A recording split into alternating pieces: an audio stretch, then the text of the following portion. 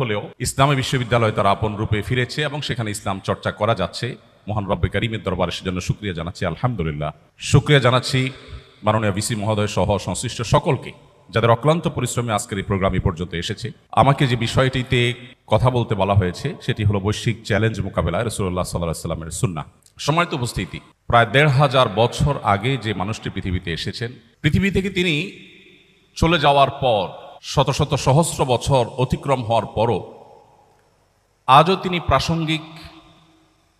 বিশেষ করে যখন আমরা কোনো সংকটে পড়ি, সেটা ব্যক্তি থেকে নিয়ে বৈশ্বিক পর্যায় পর্যন্ত, প্রত্যেকটা পর্যায়ে প্রতিটি সংকটে যাকে আমাদের সবচেয়ে বেশি স্মরণ হয় এবং যাকে স্মরণ করতে আমরা বাধ্য, তিনি আপনার আমার প্রাণের নবী মুহাম্মদ মুস্তাফা সাল্লাল্লাহু আলাইহি ওয়াসাল্লাম।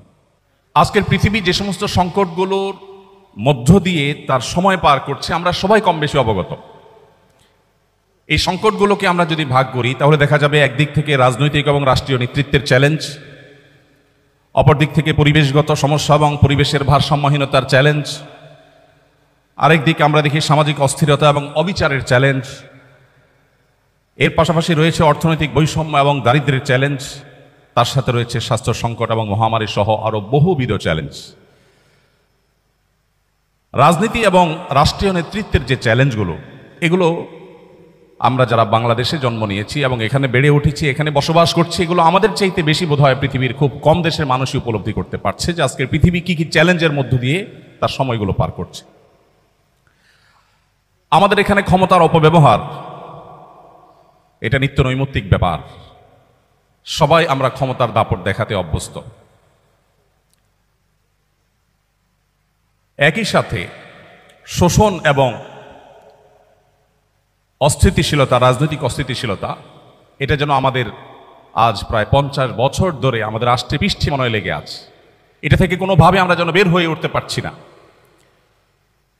আমাদের দেশের বাইরেও গোটা বিশ্বে আজ নীরব শোষণ চলছে।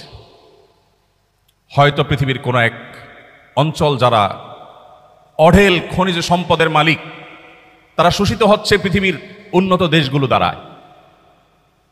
পৃথিবীতে এমন গরিব দেশও আছে যে দেশের মানুষ নিয়মিত খাবার খেতে পায় না, কিন্তু তাদের দেশে অনেকগুলো আন্তর্জাতিক বিমানবন্দর রয়েছে। সেই বিমানবন্দরগুলো তাদের করা নয়, পৃথিবীর পরাশক্তিগুলো সে সমস্ত দেশে বিমানবন্দর করেছে সে দেশের খনিজ সম্পদ রাতের অন্ধকারে লুট করে নিয়ে যাওয়ার জন্য। এবং শান্তি রক্ষার নাম করে তাদের সে লুটের কাজকে সহযোগিতা করছে বিশ্বের মোড়লরা। বিচারহীনতার কালচার, এটার জন্য সবচেয়ে উজ্জ্বল উদাহরণ ইরাক। যেই ইরাকে মরণাস্ত্র, ধ্বংসাত্মক অস্ত্র থাকার অভিযোগে একটি দেশ শেষ করা হলো, শত সহস্র মাকে বিধবা করা হলো, হাজারো শিশুকে এতিম করা হলো, কিন্তু সেই তথাকথিত ধ্বংসাত্মক অস্ত্র পাওয়া যায়নি। এরপরও কাউকে কখনো সরি বলতে শোনা যায়নি। বিচারহীনতার সবচেয়ে বড় উদাহরণ ফিলিস্তিন, যেখানে মানুষ হত্যা করা এটা এতটাই স্বাভাবিক বিষয়ে পরিণত হয়েছে যেন গোটা পৃথিবী আজ কলোসিয়ামের সেই গ্যালারি। আর সেখানে যে তাণ্ডব চলছে, সে তাণ্ডব আমরা বসে বসে গোটা পৃথিবীর মানুষ দেখছি। আগামী 100 বছর 200 বছর পরের যে প্রজন্ম পৃথিবীতে আসবে, আমাদের নিয়ে তারা আলোচনা করবে পৃথিবীতে তখন মানুষ ছিল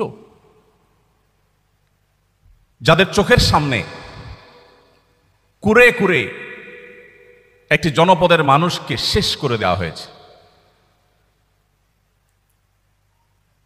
মায়ের সামনে, বাবার সামনে সন্তান না খেতে শুকিয়ে কাঠ হয়ে মৃত্যুর জন্য প্রহর গুনছে। এই দৃশ্য মানব ইতিহাসের কখনো ইতিপূর্বে ঘটেছে এমনটি পাওয়া যায় না। মানবাধিকার লঙ্ঘনের যে হিড়িক আজকের পৃথিবীতে চলছে, একদিকে মানবাধিকার প্রতিষ্ঠার জিগির আমরা সারাক্ষণ শুনতে পাচ্ছি, আর অপরদিকে প্রতিনিয়ত মানবাধিকার লঙ্ঘন চলছে। ধর্মীয় সংঘাত, যুদ্ধের নামে গণহত্যা, কি নেই আজকের পৃথিবীর সংকটের তালিকায়।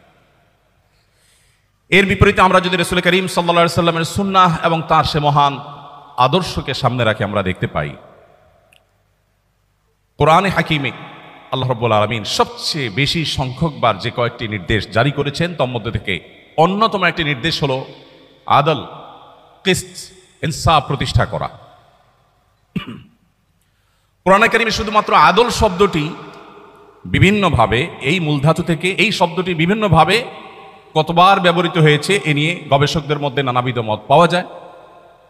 অনেকে বলছেন 27 বার, অনেকে বলছেন 29 বার, কমপক্ষে 19 বার।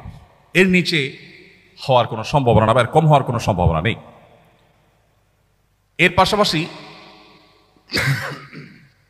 আদলের পাশাপাশি কিস্ত শব্দটি একই অর্থ দেয় এবং সেই শব্দটি কোরআনে ব্যবহৃত হয়েছে প্রায় কমপক্ষে 21 বার, অর্থাৎ 40 বার কমপক্ষে শুধুমাত্র ইনসাফ এবং ন্যায় বিচার প্রতিষ্ঠা করবার নির্দেশ আল্লাহ তাআলা দিয়েছেন। আপনারা জানেন কোরআনের মতো পাইকারি কথা বলার মহাগ্রন্থ কিয়ামত পর্যন্ত আগত মানব জাতির সকল সমস্যার, মৌলিক সমস্যার সমাধানের মূল সূত্র যেই মহাগ্রন্থে বাতলে দেওয়া হয়েছে, সেখানে খুচরা বিষয়ে আলাপের কোনো সুযোগ নেই। যেই মহাগ্রন্থে 5 ওয়াক্ত নামাজের বিস্তারিত বিবরণ দেবার সুযোগ পর্যন্ত নেই, সেই মহাগ্রন্থে আল্লাহ রাব্বুল আলামিন যে সমস্ত আদেশ করেছেন, বিশেষ করে কোরআনে কারীমের আদেশ নিষেধের তালিকার দিকে একবার চোখ বুলালে আমাদের কাছে স্পষ্ট হয়ে যাবে আল্লাহ রাব্বুল আলামিনের কাছে মুহাম্মদ সাল্লাল্লাহু আলাইহি ওয়াসাল্লামের আদর্শে ইনসাফ এবং ন্যায় বিচারের গুরুত্ব কতখানি হলে শত সহস্র ইস্যু থাকতে শুধুমাত্র ন্যায় বিচারের ব্যাপারে আল্লাহ তাআলা পৃষ্ঠায় পৃষ্ঠায় পাতায় পাতায় কোরআনে বারবার মানব জাতিকে সতর্ক করেছেন। আপনারা সবাই মক্কার কুরাইশ এবং মদিনার ইহুদিদের ষড়যন্ত্র সম্পর্কে অনেক ভালো করেই জানেন। মদিনার নবী করিম সাল্লাল্লাহু আলাইহি সাল্লাম তাকে ইনসাফের পথ থেকে বিচ্যুত করবার জন্য হেন কোনো চেষ্টা নেই যেটা করা হয়নি। ফাতেমা নামে এক নারীর চুরি করার পর যখন ধরা পড়ে, আল্লাহর নির্দেশ অনুপাতে যখন তার কোরআনের বিচার প্রতিষ্ঠা করবার নির্দেশ জারি করেছেন নবী করিম সাল্লাল্লাহু আলাইহি সাল্লাম, তখন সম্ভ্রান্ত পরিবারের নারী হওয়ার কারণে তাকে বাঁচাবার জন্য নানাবিধ প্রচেষ্টা হয়েছে। আপনারা জানেন ওসামা ইবনে যায়েদ রাদিয়াল্লাহু তাআলা আনহু নবী করিম সাল্লাল্লাহু আলাইহি ওয়াসাল্লামের অত্যন্ত স্নেহের মানুষ ছিলেন, ছোট মানুষ ছিলেন, যাকে নবীজি অনেক ভালোবাসতেন। তাকে সবাই ঠিক করলো যে তুমি গিয়ে নবীজিকে বলো যে তার শাস্তিটা মওকুফ করে দেওয়া যায় কিনা। তখন নবী করিম সাল্লাল্লাহু আলাইহি ওয়াসাল্লাম বলেছেন, আল্লাহর বিধানের ক্ষেত্রে আমাকে সুপারিশ করতে আসছো তুমি? রাগান্বিত হয়ে তিনি বলেছেন, ওয়া আইমুল্লাহ লাউ আন্না ফাতিমা বিনতে মুহাম্মদ সারাকাত লাকাতাতু ইয়াদাহা, আল্লাহর শপথ করে বলছি আমার মেয়ে মুহাম্মদের মেয়ে ফাতেমাও যদি চুরি করত, আমি তার হাত কর্তন করবার, কোরআনে বিধান জারি করতে বিন্দু মাত্র পিছপা হতাম না, আমি সেই নির্দেশ জারি করতাম। নবী করিম সাল্লাল্লাহু আলাইহি ওয়াসাল্লাম এই হাদিসে এও বলেছেন যে আগের যুগের মানুষেরা মুখ দেখে বিচার করত। সম্ভ্রান্ত শক্তিশালী ফ্যামিলির, ঐতিহ্যবাহী বা অভিজাত ফ্যামিলির কেউ অন্যায় করলে তারা আইন এবং বিধিবিধানকে পাশ কেটে যেত আর গরিব মানুষদের উপরে আইন প্রয়োগ করত। কিন্তু মুহাম্মদ সাল্লাল্লাহু আলাইহি ওয়াসাল্লাম এসেছেন পৃথিবীকে ইনসাফ দিয়ে পরিপূর্ণ করতে। বিদায় হজের সেই ঘোষণা, নবী করিম সাল্লাল্লাহু আলাইহি ওয়াসাল্লামের পৃথিবীতে মানুষে মানুষে ভেদাভেদ দূর করবার সেই ঐতিহাসিক ঘোষণা আজও আমাদের কানে বাজে। তিনি বলেছিলেন, আলা আলা আলা লা ফাদলা লি আরাবিয়্যিন আলা আজামি ওয়ালা লি আজামিয়্যিন আলা আরবি। আরব বিশ্বের মানুষদের আত্মসম্মান, আত্মমর্যাদা, বরং কোনো কোনো ক্ষেত্রে তাদের আত্ম অহংকার, এটা কোন পর্যায়ে যারা আরবে ছিলেন কিংবা আরাবিয়ানদেরকে যারা দেখেছেন তারা ভালো বলতে পারবেন। বিশেষ করে সেই সময়ের আরাবিয়ানরা যারা নন আরবদেরকে মানুষই মনে করত না, সেই সময়ের আরাবিয়ানদের বুকের উপর দাঁড়িয়ে, সেই সমাজের বুকের উপর দাঁড়িয়ে নবী করিম সাল্লাল্লাহু আলাইহি ওয়াসাল্লাম ঘোষণা দিয়েছিলেন, আলা লা ফাদলা লি আরাবিয়্যিন আলা আজামি। জেনে রাখবে কোন আরাবিয়ানের নন আরবের ওপর কোনো শ্রেষ্ঠত্ব নেই। তুমি আরব হয়েছ বলে তোমার কোনো বিশেষ মর্যাদা নেই। মর্যাদা শুধুমাত্র তাকওয়ার বিচারেই ঠিক হবে, নির্ধারণ হবে। ইন্না আকরামাকুম ইনদাল্লাহি আতকাকুম।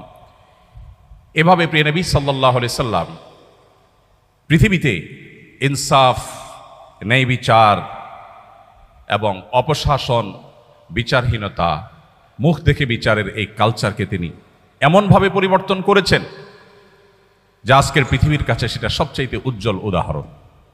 সম্মানিত উপস্থিতি, নবী করিম সাল্লাল্লাহু আলাইহি ওয়াসাল্লাম তিনি আমাদের সমস্যার গোড়ায় হাত দিয়েছিলেন।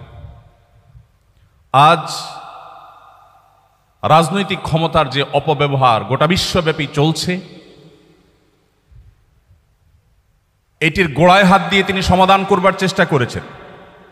তিনি মানুষকে সে দর্শনের দীক্ষা দিয়েছেন, শিক্ষা দিয়েছেন, যেই দর্শনে বিশ্বাসী মানুষ কখনো তার রাজনৈতিক ক্ষমতার অপব্যবহার করতে পারে না। নবী করিম সাল্লাল্লাহু আলাইহি সাল্লাম আমাদেরকে শিক্ষা দিয়েছেন যে ইন্নাল্লাহ হুয়াল কাদির, আল্লাহ রাব্বুল আলামিন শুধুমাত্র কাদির, তিনি শুধুমাত্র সবকিছু করতে পারেন, সবকিছুর ক্ষমতা শুধুমাত্র তার নিয়ন্ত্রণে, আমরা তার দাস মাত্র, যেই হই না কেন। রাজনৈতিক ক্ষমতা এবং অন্য সকল ক্ষমতার উৎস যখন আল্লাহকে মানুষ স্বীকার করবে, তখন তার কাছে রাজনৈতিক দায়িত্ব এটা আমানত মনে হবে। তার কাছে আল্লাহর কাছে জবাবদিহিতার বোধ জাগ্রত হবে। আর আল্লাহর কাছে জবাবদিহিতার বোধ যদি জাগ্রত হয়, তাকে মনিটর করবার জন্য কোনো কিছুর প্রয়োজন হবে না। সেলফ মনিটরিং সিস্টেম দ্বারা সে নিজেকে সঠিক পথে ধরে রাখবে। আজকের পৃথিবী আজও যদি মুহাম্মদ সাল্লাল্লাহু আলাইহি সাল্লামের সেই জীবন দর্শনকে ধারণ করে, আজ যে সমস্যাগুলো আমরা দেখছি, এগুলোর সমাধানের পথ অনেক সহজেই তারা খুঁজে পাবে। সম্মানিত উপস্থিতি, নবী করিম সাল্লাল্লাহু আলাইহি ওয়াসাল্লাম শোষণমুক্ত সমাজ করবার জন্য, গঠন করবার জন্য কি না করেছেন আমি প্রায় বলার চেষ্টা করি। অনেক নীতি কথা আজকের সমাজে আমরা শুনতে পাই, অনেক সুশীল মানুষ আমরা দেখতে পাই। এমন মানুষ কি পৃথিবীতে আমরা একজনও দেখাতে পারবো যিনি নিজের জন্য যে জামা কিনেন, নিজের গাড়ির ড্রাইভারের জন্য সেম জামা কিনেন, নিজের বাচ্চার জন্য যে জামাটা কিনেছেন, নিজের বাসার কাজের বুয়ার বাচ্চাটার জন্য গিফট হিসাবে যে জামা কিনবেন, সে একই জামা কিনেছেন? এরকম মানুষ পৃথিবীতে আমরা একজনও আছি কিনা আমি জানি না।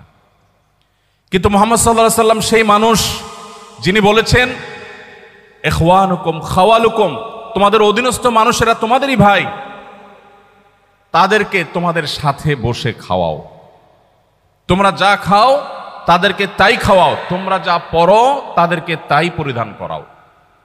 প্রিয় ভাইরা আমার, তিনি শুধুমাত্র নীতিবাক্য বলে ক্ষান্ত হননি, তিনি যা বলেছেন তার প্রতিটি কথাকে তিনি বাস্তবায়ন করে গেছেন। পৃথিবীর অন্য সব দার্শনিক, অন্য সব ব্যক্তিবর্গের সাথে তার পার্থক্যের জায়গাটা এখানে। তিনি শুধুমাত্র নীতিবাক্য দিয়ে যাননি, প্রতিটি বিষয়কে তিনি নিজে করে দেখিয়েছেন, তার প্রমাণ তিনি তার সমাজে প্রতিষ্ঠিত করেছেন এবং বিশ্ববাসীর কাছে তিনি উদাহরণ হয়েছেন। এই জন্য আল্লাহ বলেছেন, লাকাদ কানা লাকুম ফি রাসূলিল্লাহি উসওয়াতুন হাসানাহ। উসওয়া শব্দের অর্থ হলো অনুপম, তুলনাহীন। আল্লাহর রাসূলের মধ্যে রয়েছে তোমাদের জন্য এমন আদর্শ, যে আদর্শ তোমরা আর কোথাও খুঁজে পাবে না। পৃথিবীতে কোনো মনীষী পাওয়া কঠিন হবে, তিনি যত বড় মহানই হন না কেন, যে তার বাসার অধীনস্থ কাজের লোকদের জন্য সেই পোশাক কিনবেন যে পোশাক তার গায়ে থাকবে। একই গাড়িতে চলবেন, ড্রাইভার এবং তার পোশাকে কোনো পার্থক্য থাকবে না। একই জামা, একই ব্র্যান্ডের, হয়তো একই কালারের জামা তিনি পরবেন এবং পরাতে দিবেন। এত মহান মানুষ পৃথিবীতে মুহাম্মদ সাল্লাল্লাহু আলাইহি সাল্লাম ছাড়া আর কাউকে পাওয়া সম্ভব নয়। সম্মানিত উপস্থিতি, শোষণমুক্ত সমাজ গড়ে তোলার জন্য শ্রমিকের অধিকার নিয়ে কি না করেছেন তিনি। পৃথিবী বলছে শ্রমিকের অধিকার দাও, নবীজি বলছেন না, হয়নি। শ্রমিকের অধিকার দেওয়া নয়, ঘাম শুকাবার আগে দিতে হবে। পৃথিবী বলে শ্রম দিয়েছে তারপর পারিশ্রমিক দাও, নবীজি বলেছেন না, শ্রম দিয়ে শেষ করার আগে আগে পারিশ্রমিক দাও। সৌদি আরবে সরকারিভাবে এবং বেসরকারিভাবেও, আমি 10 বছর সৌদি আরবে ছিলাম, সে সুবাদে আমি জানি, সেখানে স্যালারি ইস্যু হতো। এখন কি চলছে বা কি আছে আমি জানি না, বাকি আমি 2009 থেকে 18 এই সময়ের কথা বলছি। 10 বছর আমি নিজে এর উপকারভোগী এবং আমি দেখেছি যে সেখানে হিজরি সন অনুপাতে স্যালারি ইস্যু হয়ে থাকে সরকারি বেসরকারি সমস্ত প্রতিষ্ঠানগুলোতেই, প্রায় বেশিরভাগ প্রতিষ্ঠানগুলোতেই আমি দেখেছি যে মাসের 25, 26, 27 তারিখের মধ্যে স্যালারি ইস্যু হয়। ওই যে নবীজি বলেছেন ঘাম শুকাবার আগে, এজন্য মাস শেষ হওয়ার আগে তারা স্যালারি ইস্যু করে। সম্মানিত উপস্থিতি, মুহাম্মদ সাল্লাল্লাহু আলাইহি সাল্লাম যে জীবন দর্শন আমাদের কাছে রেখে গেছেন, তার সে জীবন দর্শন আজকের পৃথিবীর যাবতীয় রাজনৈতিক এবং রাষ্ট্রীয় নেতৃত্বের যত সংকট আছে সেগুলো দূর করবার জন্য সবচাইতে কার্যকর এবং সবচাইতে বাস্তবসম্মত। আজকের পৃথিবীতে অনেক নসিহা, পরমত সহিষ্ণুতার বিষয়ে, সংখ্যালঘুদের অধিকারের বিষয়ে আমরা শুনতে পাই। যদিও নসিহার মধ্যেই সেটি সীমাবদ্ধ থাকে, আমরা দেখি বাস্তবে তার উল্টো।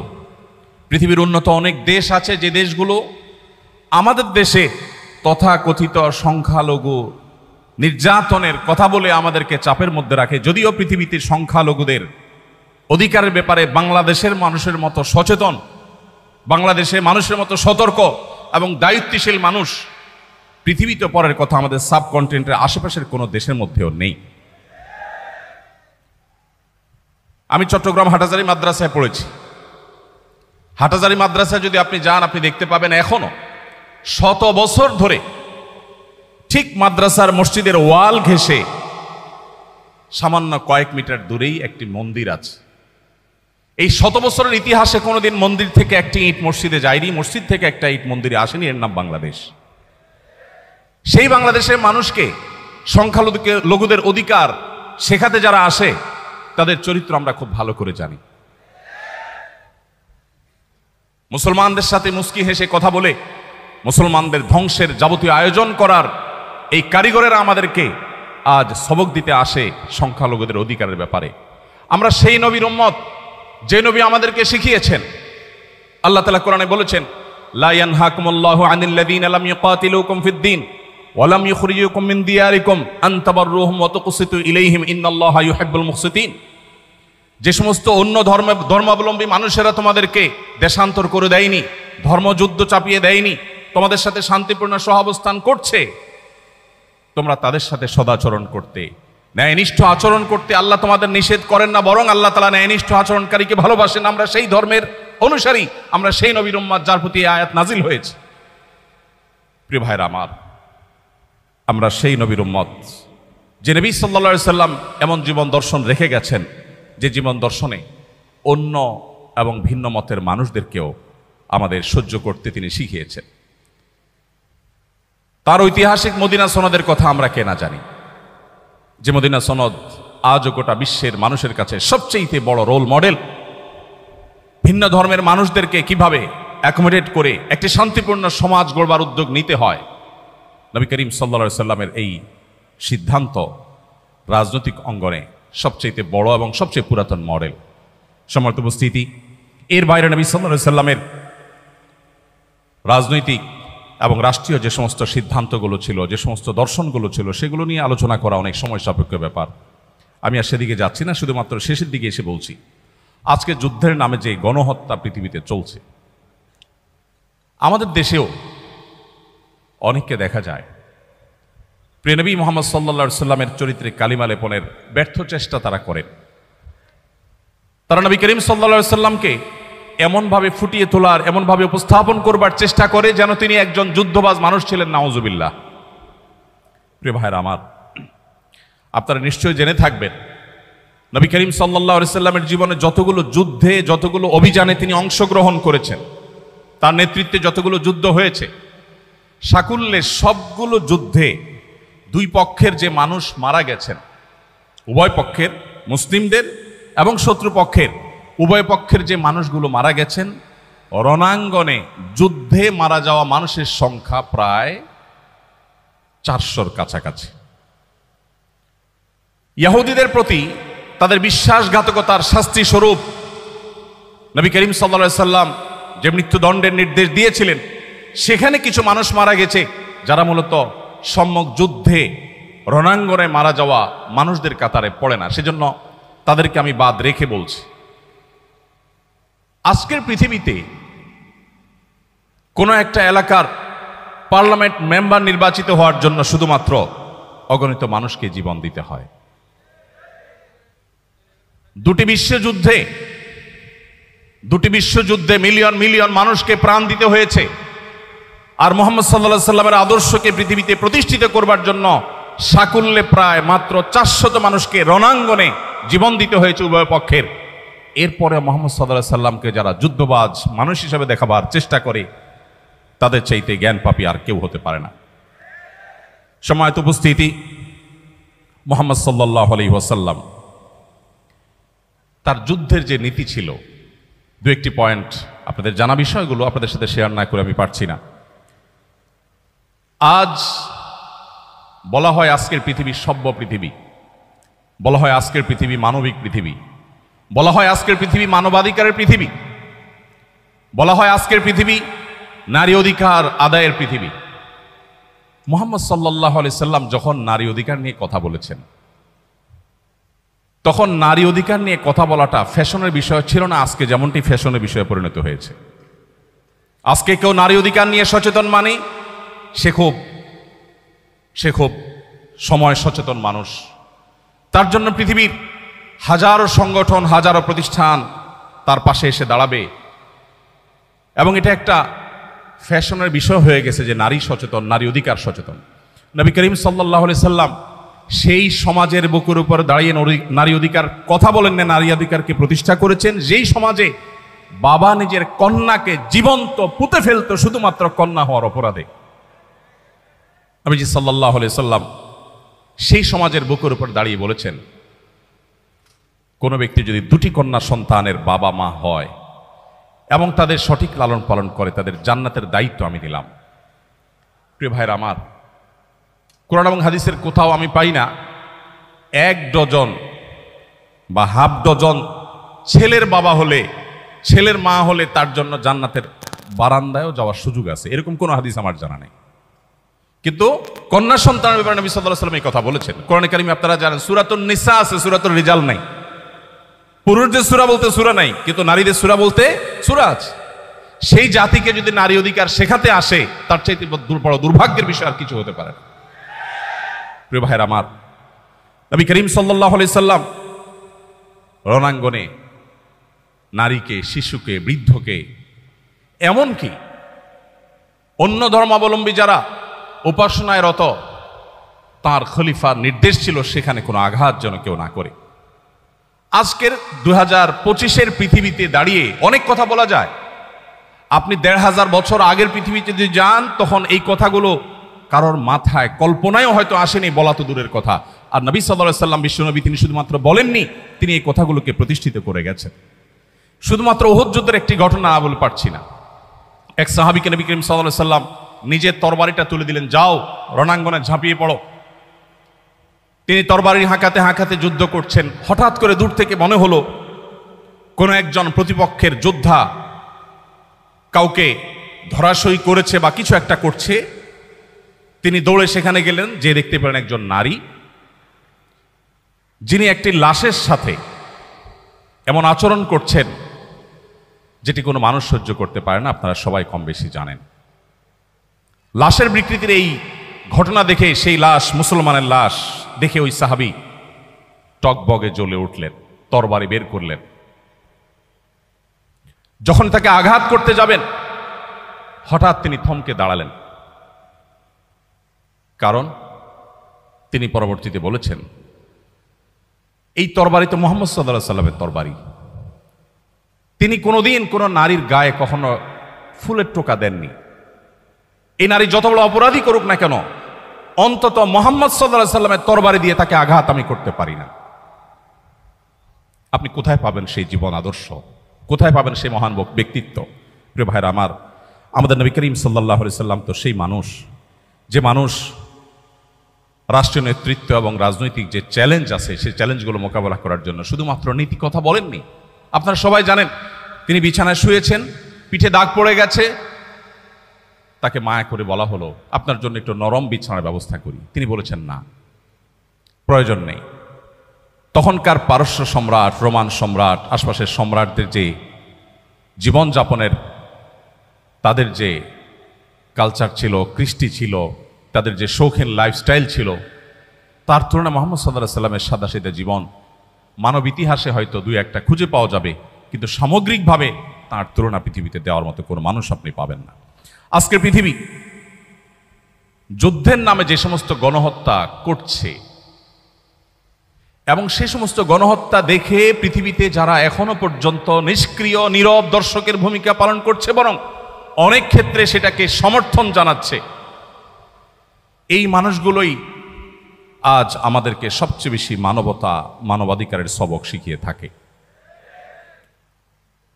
প্রিয় ভাইরা আমার, মুহাম্মদ সাল্লাল্লাহু আলাইহি সাল্লামের কোনো একটি যুদ্ধে, কোনো একটি অভিযানে একটি শিশু নিহত হওয়ার কোনো ঘটনা আজও পর্যন্ত তার শত্রু, তার প্রতিপক্ষ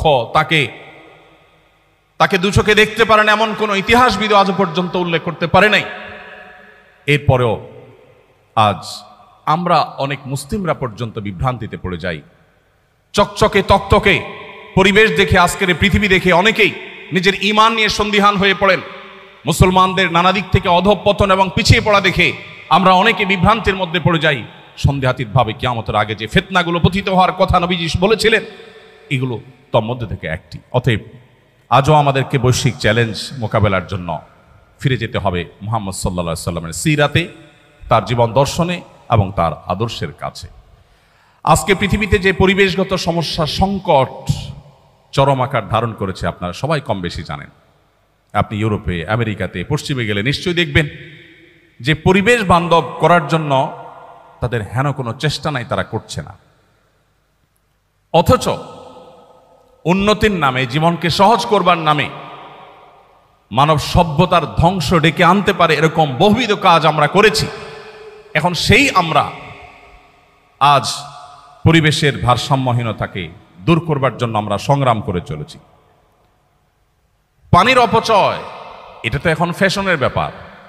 আমরা যারা নিজেদেরকে মুসলমান বলছি, মুহাম্মদ সাল্লাল্লাহু আলাইহি ওয়াসাল্লামের আদর্শ অনুসারে বলছি, আমরা ওযু করতে যে পরিমাণ পানি, ট্যাপের পানি ব্যবহার করে থাকি, শুধু সেই পানিটাকে একত্র করলে দেখা যাবে ওই পানি দিয়ে মুহাম্মদ সাল্লাল্লাহু আলাইহি ওয়াসাল্লাম বহুবার গোসল সম্পন্ন করতেন।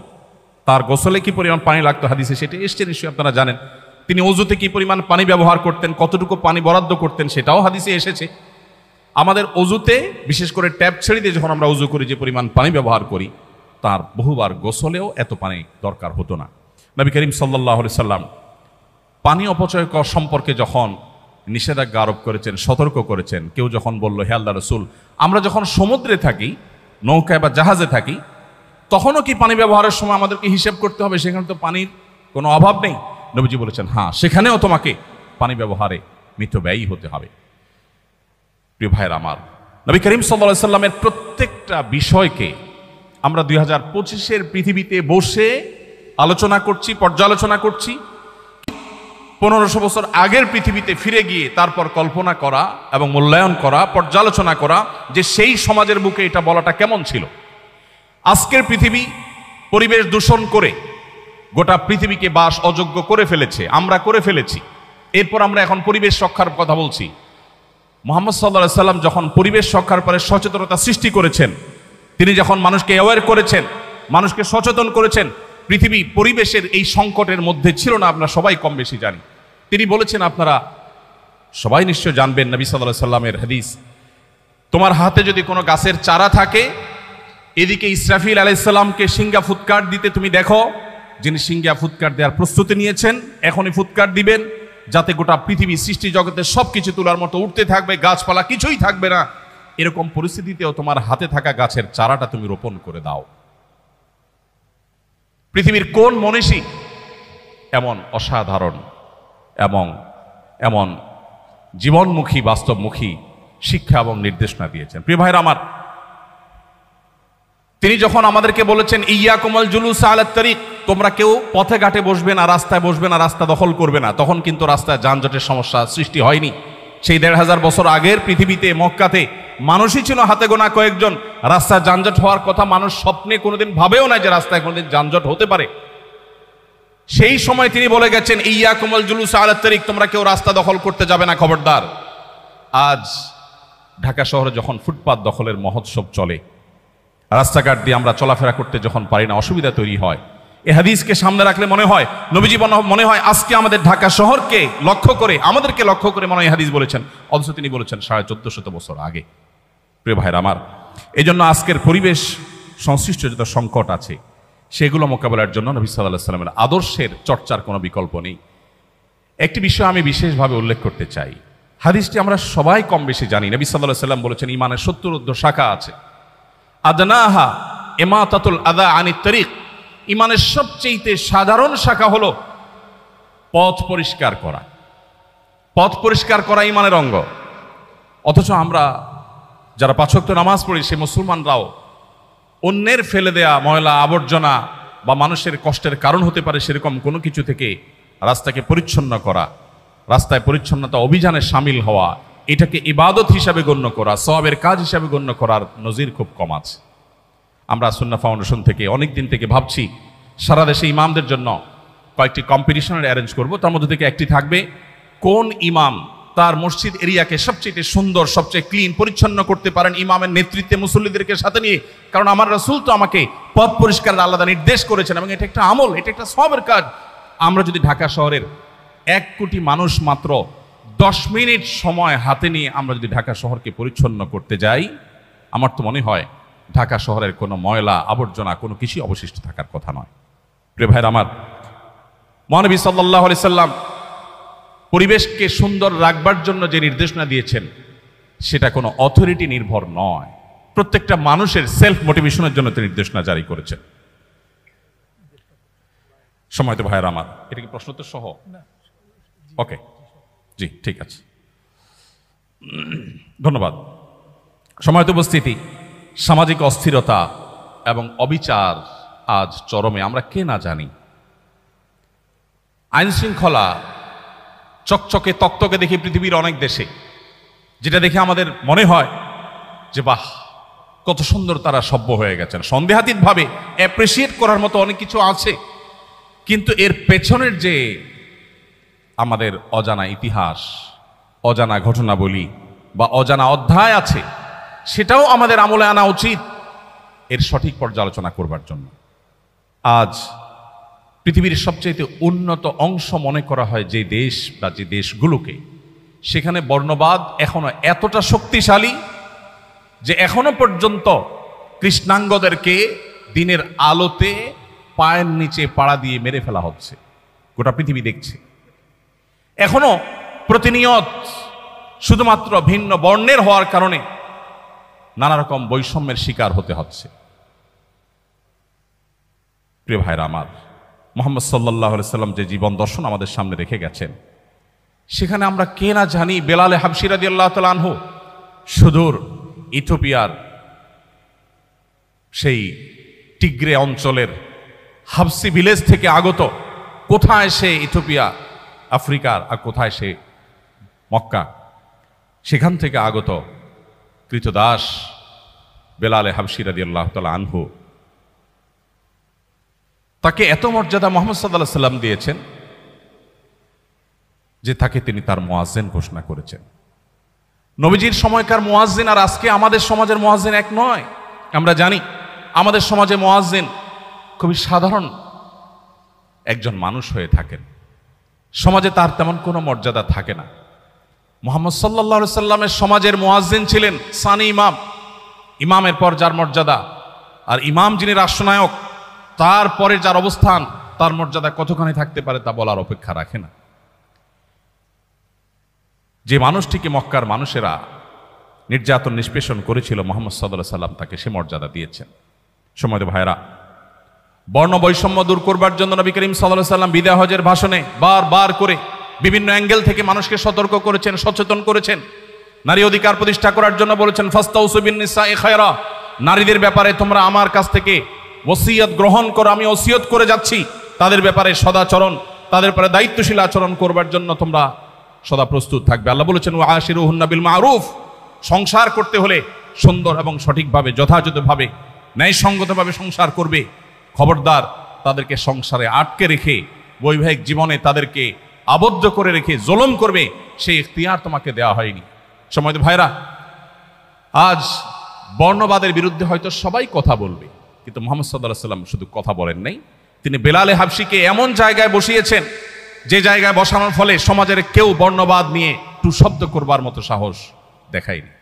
আজও পৃথিবীতে অনেক কৃষ্ণাঙ্গকে সম্মানজনক জায়গায় বসানো হয়, ক্ষমতার আসনে বসানো হয়, কিন্তু তার পেছনের ইতিহাস হলো রন্ধ্রে রন্ধ্রে বর্ণবাদ, রন্ধ্রে রন্ধ্রে বৈষম্য নানাভাবে সেখানে বিরাজ করছে। সময়ত ভাইরা, নবী করিম সাল্লাল্লাহু আলাইহি সাল্লামের বিদায় হজের ভাষণ শুধুমাত্র যদি আমরা আলোচনা করি, পর্যালোচনা করি, তাহলে বোধ হয় সেটা আলোচনা করে শেষ করা কঠিন হবে। তিনি ন্যায় এবং মানবিক এক পৃথিবী গড়ে তুলেছিলেন।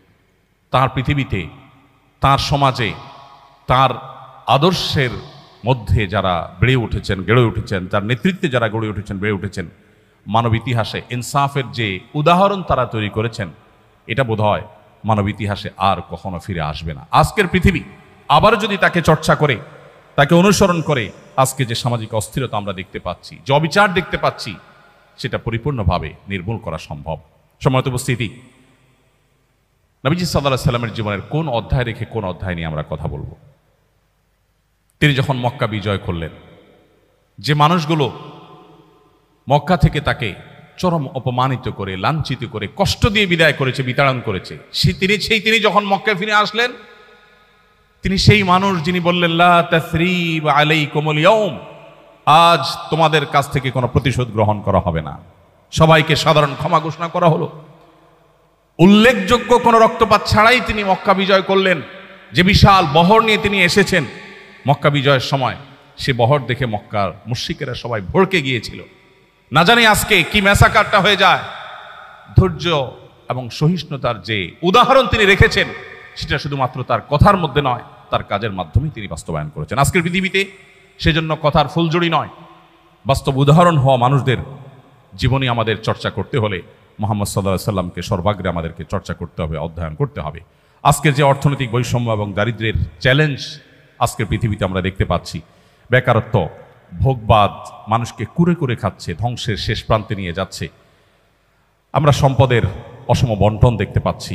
এই সব কিছু থেকে উদ্ধারের জন্য মুহাম্মদ সাল্লাল্লাহু আলাইহি সাল্লামের সেই জীবন দর্শনে যেতে হবে, যে জীবন দর্শন মানুষকে আখিরাতমুখী করে, যে জীবন দর্শন মানুষকে ব্যবসায়ী করে, মানুষকে উদ্যোক্তা হিসাবে গড়ে তোলে, কিন্তু সেটা মানব কল্যাণে, ভোগের জন্য নয়। প্রিয় ভাইরা আমার, মক্কা থেকে হিজরত করে আসা সাহাবীরা যখন মদিনায় আসলেন, অনেক বড় সংকট সেখানে তৈরি হতে পারত। আজকে আমাদের দেশে আমাদের নির্যাতিত রোহিঙ্গা ভাই বোনেরা যারা আমাদের দেশে আশ্রয় নিয়েছেন, তারা যদি আমাদের সমাজের সাথে পুরোপুরি মিশে যেতেন, তাহলে নানাবিধ অসুবিধা, বিশেষ করে কালচারাল সমস্যা হয়তো তৈরি হতে পারত। নবী করিম সাল্লাল্লাহু আলাইহি সাল্লাম মক্কা থেকে হিজরত করে আসা মুহাজির সাহাবীদেরকে মদিনায় যখন আসলেন, যাতে কোনো রকম সামাজিক কালচারাল ক্রাইসিস তৈরি না হয়, সেজন্য তিনি ঐতিহাসিক মুআখাত, পৃথিবীর ইতিহাসে পৃথিবীবাসীকে নতুন এক বিষয়ের সাথে পরিচয় করালেন। সেটা হলো যে মুহাজির এবং আনসার সাহাবীদের মধ্যে প্রত্যেকটা পার্সন টু পার্সন ভ্রাতৃত্বের বন্ধন তিনি গড়ে দিলেন। কমনলি বলা এক জিনিস, আর একজন মুহাজিরের সাথে একজন আনসারের সাথে ভাই হিসাবে একটা বন্ধন তিনি সেখানে সংযুক্ত করলেন, এবং প্রত্যেকের ভাই হিসাবে তিনি এস্টাবলিশ করলেন। এবং একটি অনাকাঙ্ক্ষিত ঘটনা মুহাজির এবং আনসারের সাথে, উল্লেখযোগ্য একটি অনাকাঙ্ক্ষিত ঘটনা তিনি ঘটতে দেননি। একবার একজন মুহাজির এবং আনসারের সাথে পানি নেওয়া নিয়ে একটু বাদানুবাদ হওয়ার পর একজন যখন তার সোজা দিকে, হে আমার আনসারি ভাইরা, তোমরা কোথায় আসো, এই মুহাজির ব্যক্তি আমাকে আঘাত করেছে, এরকম কিছু একটা যখন তিনি ডাক দিলেন, নবী সাল্লাল্লাহু আলাইহি সাল্লাম দীপ্ত কণ্ঠে বললেন, মালি, কি হলো আমার, যে তোমাদের কণ্ঠে আমি জাহিলি যুগের আহ্বান শুনছি। এগুলো জাহিলি যুগের আহ্বান, জাতিগত আহ্বান ডেকে সংঘাত সৃষ্টি করা, দাঙ্গা সৃষ্টি করা, মারামারি হানাহানি সৃষ্টি করা, এগুলো জাহিলি যুগের স্বভাব। দাউহা ফাইন্নাহা মুনতিনা, এগুলোকে তোমরা পরিত্যাগ করো, পরিহার করো, ছুঁড়ে ফেলে দাও, এগুলো দুর্গন্ধযুক্ত। মানুষের মধ্যকার বৈষম্য দূর করে অর্থনৈতিক সংকট মোকাবেলা করার ক্ষেত্রে মুহাজির সাহাবীরা যখন মদিনায় এসেছেন, তখন তাদের হাতে কিছুই নেই, তারা রিক্ত হস্তে, খালি হাতে এসেছেন। এতগুলো মানুষ মদিনা থেকে এসেছেন খালি হাতে, মক্কা থেকে এসেছেন খালি হাতে। মদিনাবাসী তাদের জন্য এই মানুষগুলো বোঝা হয়ে যেতে পারত। নবী করিম সাল্লাল্লাহু আলাইহি ওয়াসাল্লাম প্রত্যেকটা মুহাজির সাহাবীকে উদ্বুদ্ধ করলেন, যাও বাজারে যাও, ব্যবসা শুরু করো। সামান্য কিছু টাকা আনসারি ভাই থেকে ধার নিয়ে পুঁজি নিয়ে সে টাকা নিয়ে তারা উদ্যোক্তা হলেন, এন্টারপ্রেনার হলেন। তাদেরকে এন্টারপ্রেনারশিপের জন্য যে উদ্বুদ্ধ নবী সাল্লাল্লাহু আলাইহি ওয়াসাল্লাম করেছেন, 1450 বছর আগের পৃথিবীতে সেটা সহজ বা স্বাভাবিক কোনো বিষয় নয়। সম্মানিত উপস্থিতি, আজকের পৃথিবীতে যে স্বাস্থ্য সংকট এবং মহামারী সংকট আছে, এই সংকটগুলো নিয়ে আমরা আজ সাফার করছি। রোগবালাই, অতিভোজন ইত্যাদির কারণে, নানা কারণে মানসিক চাপ, ডিপ্রেশন, মহামারীর বিস্তার। একদিকে আমরা দেখছি যে স্বাস্থ্য খাতে ব্যাপক উন্নতি হয়েছে, জ্ঞান বিজ্ঞানের যথেষ্ট অগ্রগতি হয়েছে, অনেক গবেষণা হচ্ছে, তার সুফলও আমরা পাচ্ছি, সেটা যেমন সত্য। এর পাশাপাশি আজ নানাবিধ ক্রাইসিস স্বাস্থ্য খাতে নতুন করে সৃষ্টি হয়েছে। এমন এমন ব্যাধি ছড়িয়ে পড়ছে যেগুলো কোনোভাবে মানুষ মোকাবেলা করতে পারছে না। এগুলোর জন্য মানুষের হাতের কামাই দায়ী। আল্লাহ বলেছেন, যহারাল ফাসাদু ফিল বাররি ওয়াল বাহরি বিমা কাসাবাত আইদিন নাস। স্থলে জলে যত ব্যত্যয় সৃষ্টি হয়েছে এর সবই মানুষের হাতের কামাই। সো এগুলো আমরাই সৃষ্টি করেছি। কোভিড-19 চলাকালীন সময়ে কোনো একটা টিভি চ্যানেল থেকে ক্যামেরা নিয়ে এসে আমাকে বলা হলো, একটু স্বাস্থ্য সচেতনতার অংশ হিসাবে আপনি একজন আলেম হিসাবে, আপনি একজন সমাজকর্মী হিসাবে মানুষকে সচেতন করে বলুন যেন 20 সেকেন্ড ধরে মানুষ হাত ধোয়। তো আমার মনে পড়লো তখন যে পৃথিবী যখন কোভিড-19 পড়েছে, তখন পৃথিবী 20 সেকেন্ড ধরে হাত ধোয়ার গুরুত্ব বুঝেছে।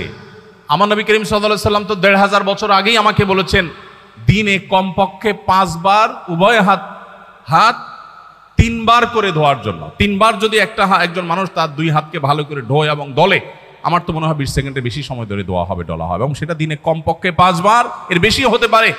অতএব আজকের পৃথিবী সংকটে পড়ে যে সমস্ত সমাধানের কথা চিন্তা করে ভাবে, মুহাম্মদ সাল্লাল্লাহু আলাইহি সাল্লামের জীবন আদর্শে সেগুলো বহু আগে বলে দেওয়া আছে। অতএব আজকে যে আমাদের অতিভোজনের কারণে সমস্যা, যে সংকটে মুখোমুখি আমরা, এক সময় আমরা আমাদের ছেলেবেলা দেখেছি দাওয়াত খেতে গেলে, কোথাও গেলে মানুষ সাধ্য, অবশ্য সেদে খাওয়ানো এটা বাংলাদেশের মানুষের কালচার, যে মেহমান বাঁচলো কি মরলো সেটা দেখার বিষয় না, খাওয়াতে হবে এবং নিজের পছন্দ মতো খাওয়াতে হবে। যাই হোক, এখন মানুষ অনেক সচেতন, কেউ খেতে চায় না। যত বড় লোক খাবারের ব্যাপারে তত বেশি উনি সাবধান এবং সতর্ক। উনি খেতে চান না, এটা খাবেন না, ওটা খাবেন না, এটাতে ফ্যাট আছে, ওইটাতে তমুক আছে, ওইটাতে অমুক আছে, উনি ভেজিটেবল খাবেন, উনি ভেজিটেরিয়ান, ইত্যাদি ইত্যাদি ইত্যাদি। পৃথিবী অনেক বিপদের মুখোমুখি, সংকটের মুখোমুখি হয়ে যে জায়গায় এসেছে, মুহাম্মদ সাল্লাল্লাহু আলাইহি ওয়াসাল্লাম বহু আগেই সেই জায়গায় তিনি ছিলেন। তিনি বলেছেন, পেটের 1 ভাগকে পানি দিয়ে পরিপূর্ণ করে, 1 ভাগকে খাদ্য দিয়ে পরিপূর্ণ করে। এখন ডাক্তাররা আমাদেরকে বলছেন সালাদ খান, সবজি খান বেশি বেশি করে।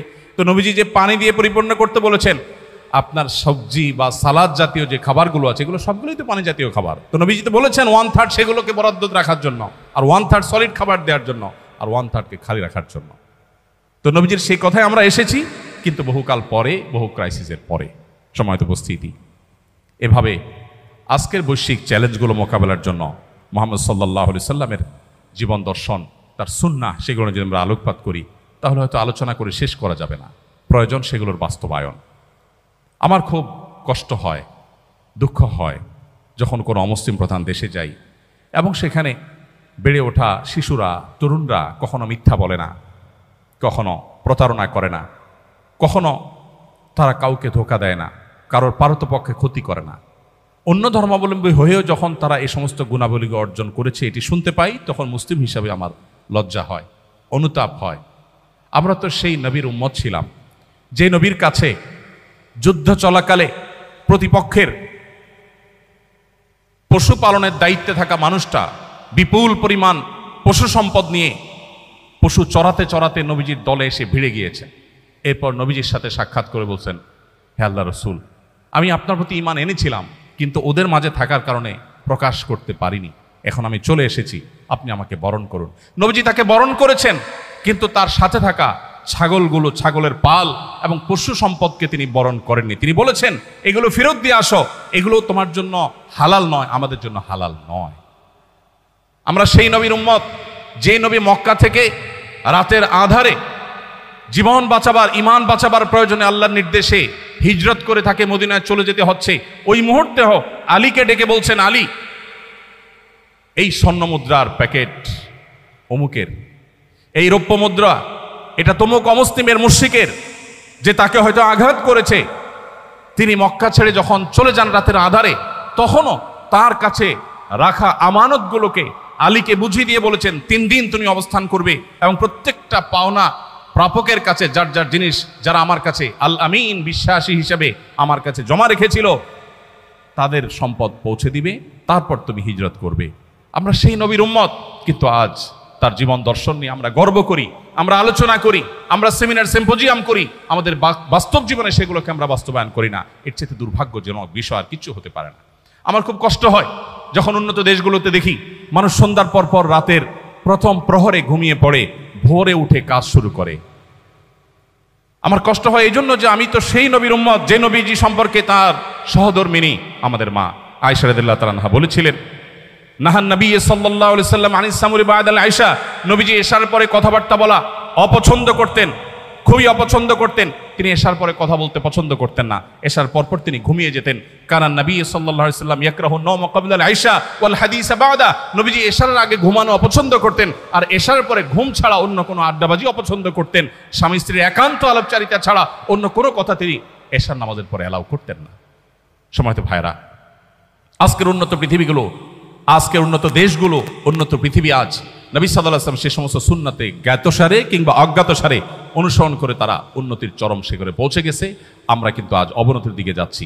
অতএব আমাদেরকে যদি আবারও উন্নতির সেই চরম শিখরে পৌঁছতে হয়, চড়তে হয়, আমাদের চর্চা করতে হবে মুহাম্মদ সাল্লাল্লাহু আলাইহি ওয়াসাল্লামের আদর্শকে। আল্লাহ রাব্বুল আলামিন আমাদের সবাইকে সেই তৌফিক দান করুন। সময়ত উপস্থিতি, কথা অনেক ছিল, সময় আমাদেরকে সায় দিচ্ছে না। আমাদের কিছু কাজের মানুষ প্রয়োজন। আজ আমাদের এমন কিছু মানুষ প্রয়োজন যে মানুষগুলোর কথা নয়, তাদের কাজ দেখে মুহাম্মদ সাল্লাল্লাহু আলাইহি ওয়াসাল্লামকে মানুষ বিশ্লেষণ করবে, বিচার করবে, তিনি বোধহয় এমনই ছিলেন। বিধায় আজকে আমাদের তার সুন্নাহ দ্বারা আমাদের আদর্শ, আমাদের জীবন গঠন, আমাদের লাইফস্টাইল সেটিং সব কিছু তার সুন্নাহ দ্বারাই হতে হবে। সেটি আমাদের জন্য সবচেয়ে গুরুত্বপূর্ণ বিষয়। আল্লাহ রাব্বুল আলামিন আমাদের সবাইকে এক একজনকে মুহাম্মদ সাল্লাল্লাহু আলাইহি ওয়াসাল্লামের আদর্শের রুদ্র প্রতীক হওয়ার, মূর্তি হওয়ার তৌফিক দান করুন। মুহাম্মদ সাল্লাল্লাহু আলাইহি ওয়াসাল্লামের আদর্শের ঝান্ডাবাহী হয়ে আজকের পৃথিবীতে যে সমস্ত সংকট মানুষ মোকাবেলা করছে, সে সমস্ত সংকট থেকে উত্তরণের পথ মানুষকে দেখাবার জন্য আল্লাহ আমাদের সবাইকে তৌফিক দান করুন।